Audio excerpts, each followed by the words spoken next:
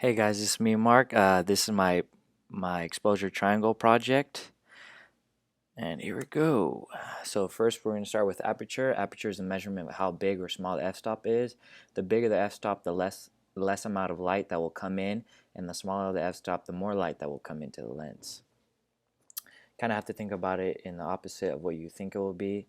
So you think it would, if it has a big f-stop, a lot of light would come in. Well, it's actually the opposite. So that's a trick to remember. Here's an example. I used a low f-stop to create a narrow depth of field. Here's another example on, again, creating the narrow depth of field on this license plate. Here's an f-stop example. You got the low f-stop. Now, oh, sorry. Low f-stop, a high f-stop. Now we go to shutter speed. Shutter speed is a measurement of how long the shutter stays open, meaning the time that the sensors are exposed to light. A fast shutter speed will give you less time to collect light in the sensor, thus a low exposure. As opposed to a slow shutter speed, you'll get more light to collect, thus giving you a higher exposure. Here's a little graphic I made. It's pretty still here, 1/1000th, 1/25th. A little more, you can see a little more blur, a little darker, and a lot of movement blur on this one. Here's an example of shutter speed. You can see the train is moving.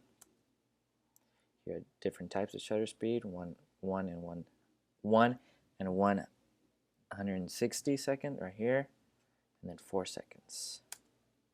ISO is a sensitivity to the light. So the lower the ISO number, the less sensitive it is to light, and the higher the ISO, the more sensitive it is to light. There's a trade-off with either a high ISO or low ISO. High ISO, less detail in the image. Low ISO, image angle is larger. And here's a scale of 50, a low number ISO. Less sensitive to light, opposed to high ISO, more sensitive to light. Read those. Example, picture of ISO. I took this picture directly under a light, so I took this image with the low ISO to give it a darker look, but also a spotlight look. And this is all personal preference as well.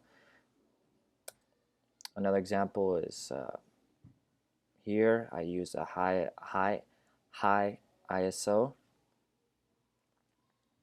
How it all relates, it's all called EV, standing for exposure value.